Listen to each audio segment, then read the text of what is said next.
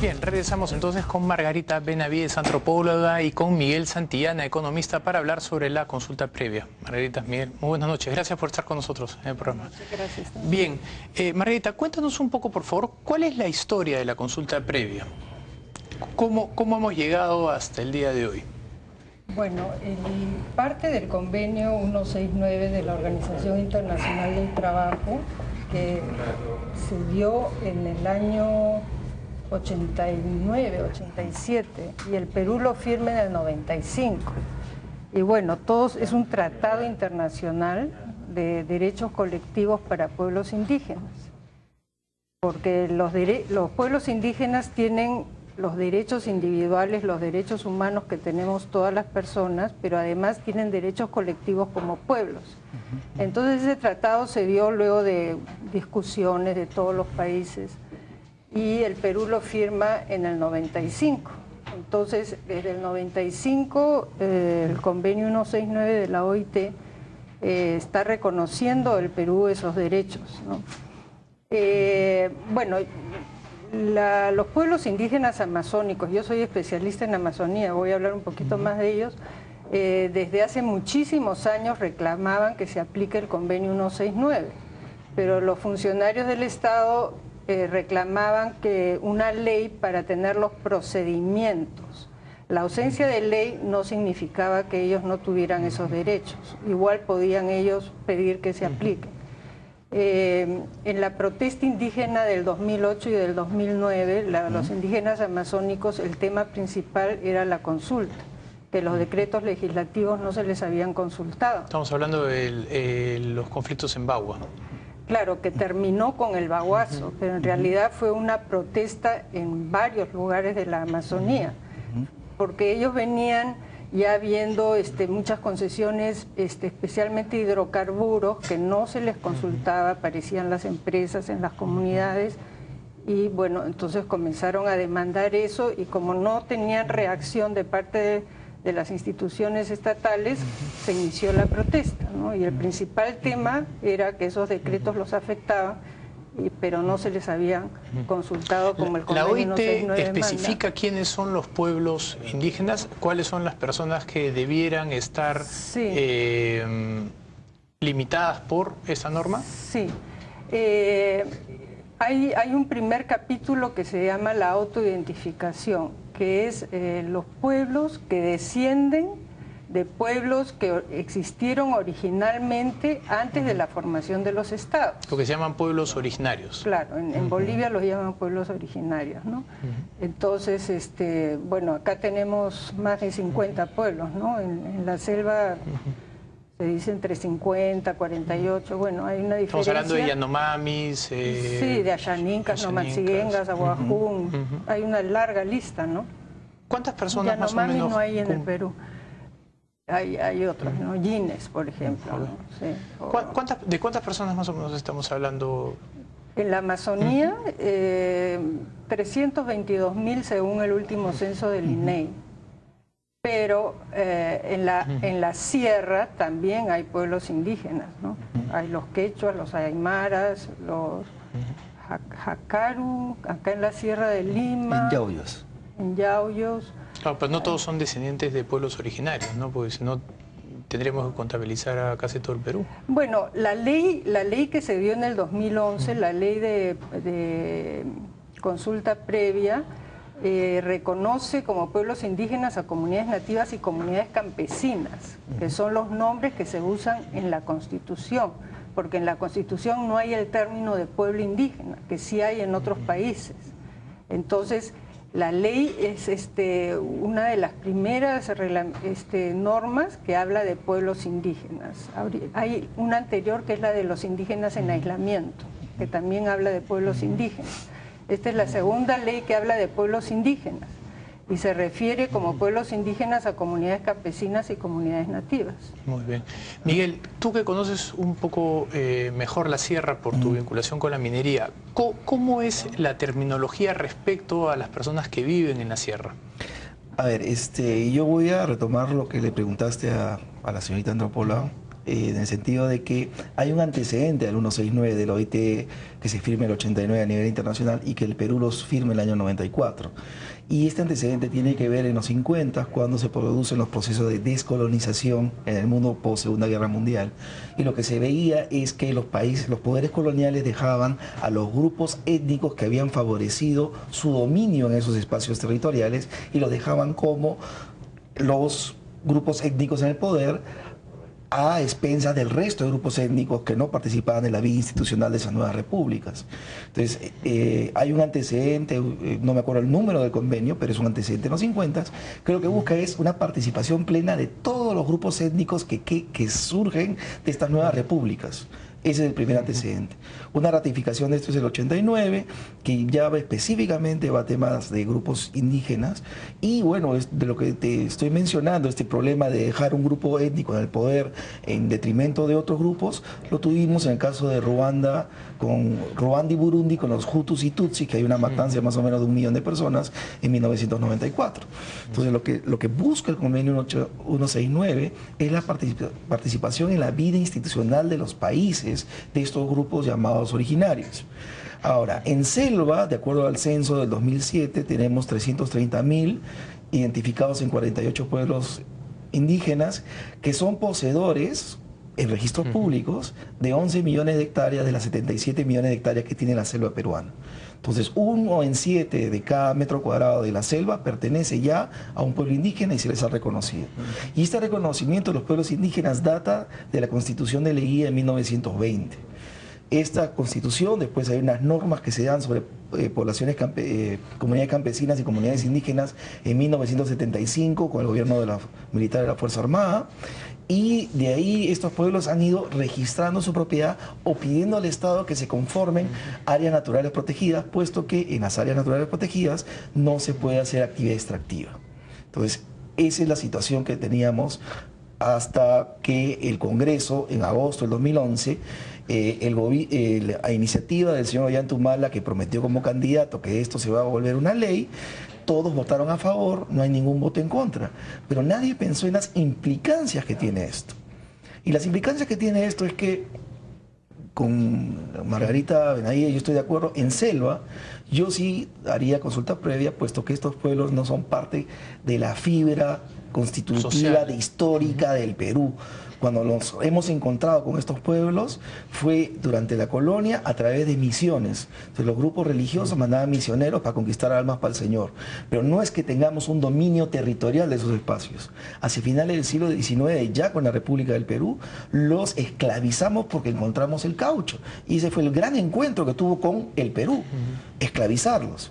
Entonces, de ahí el Estado peruano recién ha llegado a dominar esos territorios a partir de los 50. Entonces, yo sí creo que a 48 pueblos, 330.000 peruanos, sí hay que consultarles porque guardan todo lo que dice el convenio de... Para entenderte mejor, ¿tú encuentras diferencias entre lo que ocurre en la selva, en la Amazonía, y lo que ocurre en la sierra? Sí, y tiene que ver con la historia del Perú. O sea, el Tahuantinsuyo, al momento de la llegada de los españoles, era costa y sierra, y algo de selva alta. Nunca conquistaron la selva. Entonces, al momento en que llegan los españoles en 1532, en el territorio de los incas, de Pasto en Colombia, el río Maule en Chile, se dice que había 12 millones de personas. Hay una crisis demográfica de 1532 a 1570. ¿Por qué? 1, los españoles trajeron viruela. Claro. 2, cambiaste una economía agrícola, una economía extractiva, sacaste mano de obra de la zona rural y la metiste a las minas a la fuerza. Hubo hambrunas, hubo guerras, tal es así que los primeros indígenas que trajimos como mano de obra fue de Centroamérica. Y cuando no nos bastó esto, empezamos a traer negros esclavos. Entonces, lo que pasa con la reforma de Toledo, el quinto virrey, es que junta a todos los que sobraron de esta debacle demográfica. Se dice que solamente quedó 10% de la población original. Entonces, todo lo que eran tayanes, quechuas, pocras, etcétera, los juntaron en lo que llamaban cabildo de indios. Entonces, hablar de pueblos originarios Yo no veo cuál es la originalidad. Si los mezclaste, uno, le diste una institucionalidad española y los organizaste a imagen y semejanza de Castilla y Aragón del siglo XVI. Y me baso en la tesis doctoral de José María Arguedas. Margarita, ¿para ti existe esta diferencia o es un poco más... es diferente. No es tan blanco y negro, sino hay más matices? No, o sea, la historia de la Amazonía, los pueblos indígenas amazónicos tienen una historia un poco diferente de colonización y de conquista. Pero los de la sierra, los quechos, los aymaras y otros grupos también que existen, que son menor población que los quechos y los aymaras, evidentemente son descendientes de pueblos originarios.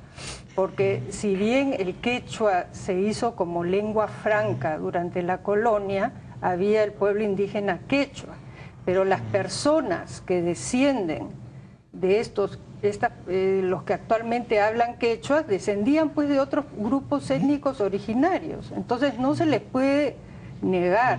Y en la autoidentificación está ese tema, pero también otros criterios, como que mantienen ciertas características particulares en la economía, en la cultura, en su forma de organizarse, en sus instituciones. Y por supuesto también el idioma. Ahora, que las comunidades se formaron, digamos, con este nuevo criterio, sí, pero eso no quiere decir que no sean descendientes de pueblos originarios y que dentro de esas comunidades que se les impuso unos ciertos criterios coloniales, sigan existiendo una serie de instituciones como los ayllus y el idioma y una serie de costumbres que son originarias de esos pueblos. ¿Cómo determinamos cuáles son esos pueblos que sí tienen arraigo colonial en la sierra? Porque para todos parece evidente que en la selva es más fácil identificarlos. ¿Cómo hacemos para identificarlos en la sierra? Bueno, el idioma, las costumbres, las instituciones, su autoconciencia también. Ese es un criterio importante también dentro del convenio 169. Y en ese caso tú estarías entonces involucrando a más o menos 4 millones de personas, me refiero a los quechohablantes. Creo que incluso son más, o sea, según la ley, vendrían a ser las comunidades campesinas. Pero la comunidad campesina es una invención del siglo XX, del indigenismo de los 20. Bueno, la comunidad nativa es una invención de 1975, pero eso no significa que esos pueblos desciendan tengan toda una cultura y una tradición y son pueblos indígenas. Entonces, no nos vayamos a discutir nosotros dos, a ver si nos gusta que se consulte a comunidades campesinas o no. Vayámonos a lo que dice el convenio 169, de qué cosas son indígenas y quiénes son indígenas y qué derechos tienen. Porque lo que yo estoy viendo, la Defensoría del Pueblo, por ejemplo, dice que sí. Ha dado una interpretación que es distinta a la interpretación del presidente. Tengo 2 preguntas. Una, ¿cómo se va a salvar esa diferencia? Y 2, si es que la Defensoría del Pueblo tiene algún tipo de respaldo institucional para poder determinar e interpretar las leyes, o si más bien debe actuar en forma a lo que la ley dice, sin necesidad de interpretarla. Yo creo que la Defensoría está interpretando bien lo que son los derechos. La Defensoría del Pueblo tiene que defender los derechos del pueblo, ¿no es cierto? Y eso es lo que está haciendo. El presidente Humala puede decir que son comunidades agrarias, pero eso no hace que sean comunidades agrarias porque él lo dice. ¿Cuál Vivimos es la institución en un estado de derecho. Correcto. ¿Cuál es la institución que debe determinar, en tu opinión y en tu criterio, cuál es la institución que debe decir estos son los pueblos y las comunidades originarias y por lo tanto estas son las personas y las áreas que deben de estar sujetas a... El Estado en general. ¿Pero qué organismo o qué institución dentro del Estado? Bueno, el Estado siempre ha sido muy débil en toda la cuestión indígena, ¿no? Entonces, bueno, era el viceministerio de interculturalidad, ¿no? Al viceministerio se lo han asignado, pero en general ese es un problema transversal y el que manda ahí es el convenio 169, que es un tratado con valor constitucional. Está bien. Entonces, no es que a mí me gusta o al presidente Correcto. o a Miguel le gusta esto, son derechos indígenas adquiridos. Miguel, Pero si usted misma está reconociendo que se basa en las instituciones, forma de vida, costumbres, entonces ¿el Yaguar Fiesta es prehispánico o poshispánico? No, eso es Entonces, irnos por las ramas. No es irnos por las ramas. Mira, Si la organización déjame campesina hablar, del siglo déjame XVI, hablar, Miguel, porque yo ya le escuché. acá hagamos las reglas claras. O sea, Yo ya le he escuchado. tú me has hecho una pregunta y yo estoy tratando de contestar. Acá el tema clave es el territorio. Y el convenio 169 dice que la consulta es tan solo un instrumento que sirve para salvaguardar los territorios de los pueblos indígenas. Ya. Las comunidades campesinas son territorios de esos pueblos. Quechuas, aymara, Correcto. etcétera, etcétera. Son formas que durante la colonia se les cambió, pero eran territorios que ellos habitaban Correcto. ancestralmente. Entonces la consulta es solamente un instrumento para salvaguardar esos derechos que ellos tienen sobre ese territorio. Acá lo que está más en discusión no es Yaguar Fiesta, sino qué se va a hacer con los territorios y el medio ambiente de las comunidades y qué derechos tienen ellos sobre ese territorio y ese medio ambiente. correcto. Les voy a pedir un momento, vamos a ir nosotros a una pausa y regresamos. Descubre lo que puedes lograr. Scotiabank, descubre lo que puedes lograr.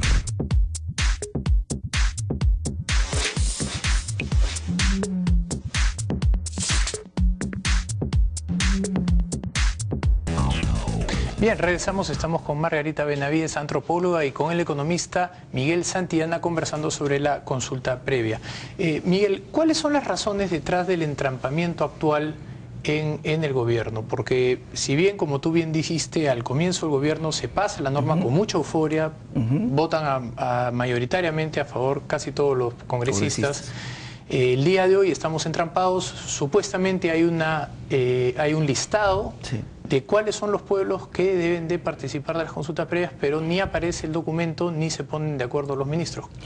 ¿Quién es quien debería determinar el listado y cuándo deberíamos de ver esa norma ya funcionando? A ver, si bien se votó la ley en agosto del 2011, para marzo del año pasado ya se tenía el reglamento. Y sabemos que en ese reglamento habían 52 pueblos. 48 de selva, los aymaras, los uros, un pueblo indígena en la zona de Yauyos, sur del departamento de Lima, y el gran tema era los quechuas. Porque como bien dice Margarita, no solamente te reconozco como grupo, sino también te asigno un territorio. Y ahí se han entrampado, puesto que tú tienes quechuas originalmente en Cusco, pero también tienes quechuas en Ancash, tienes quechuas inclusive en selva. Entonces, ¿quiénes son? ¿Cómo es?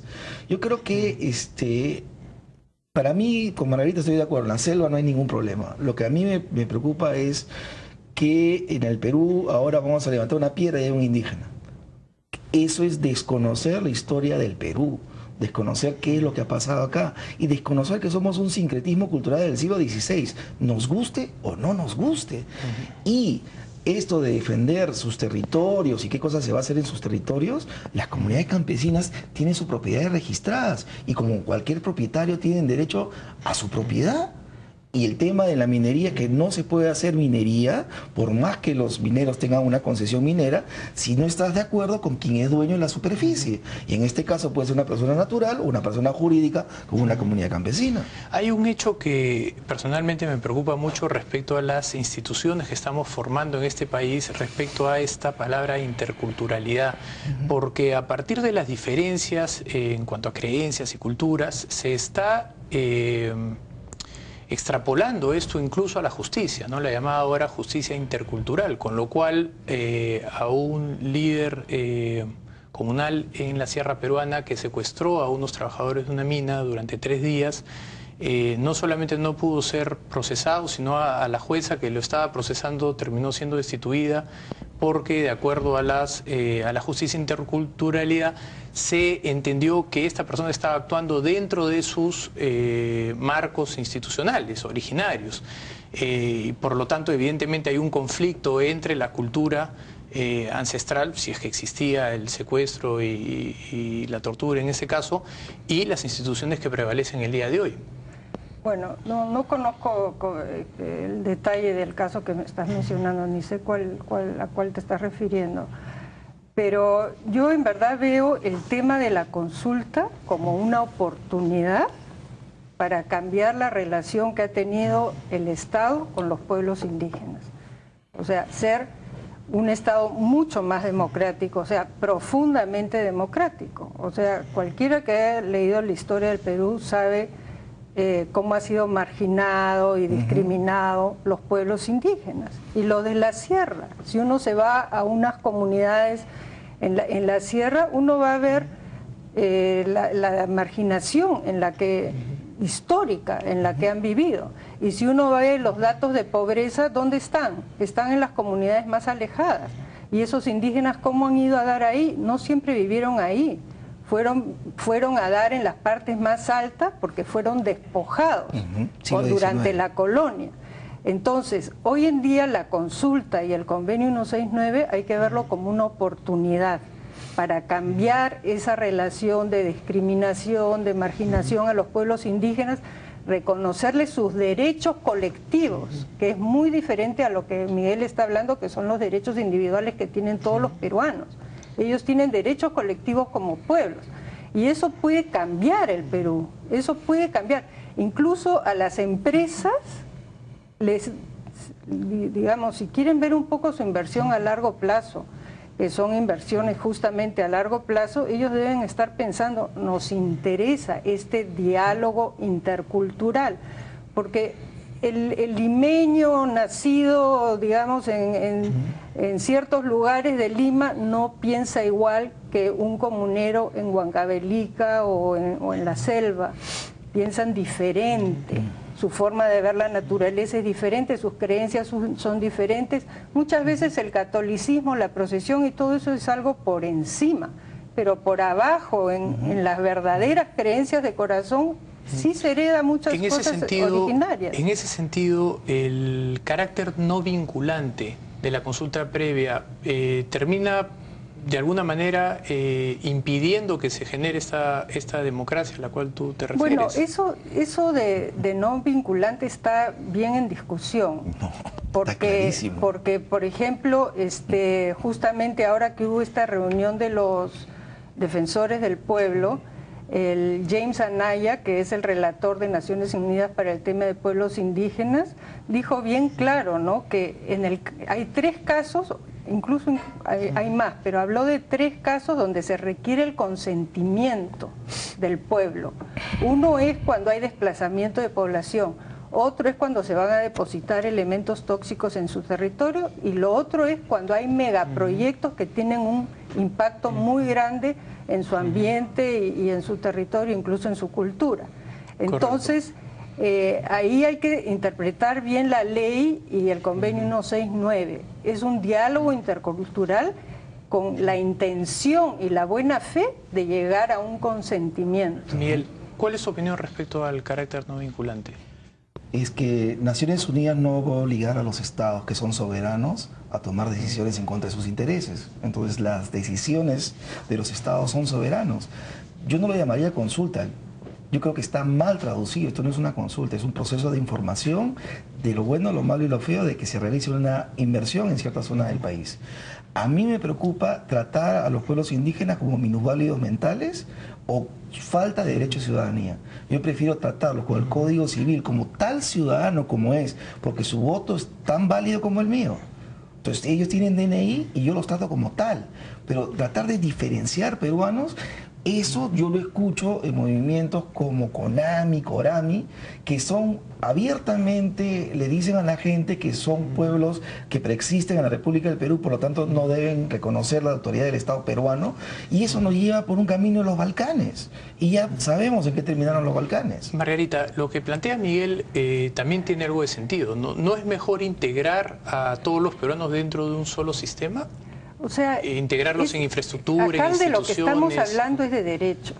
O sea, ellos tienen derechos como ciudadanos, como nosotros tres acá sentados, siendo peruanos con DNI, tienen derechos de ciudadanos, pero aparte tienen derechos como pueblos indígenas. ¿Por qué se les da derechos colectivos?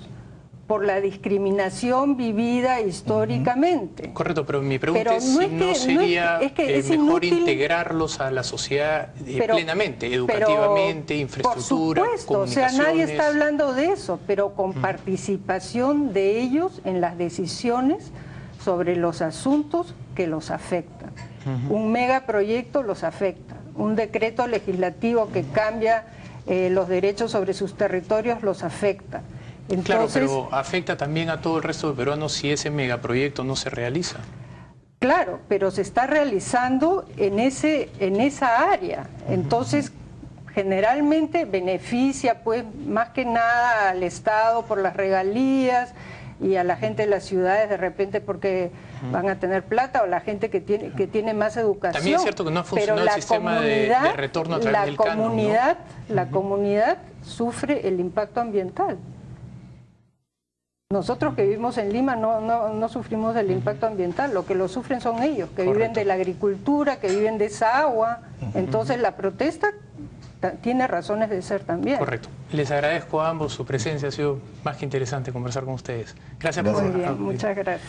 Bien, nosotros vamos a una pausa y regresamos. Scotiabank, descubre lo que puedes lograr.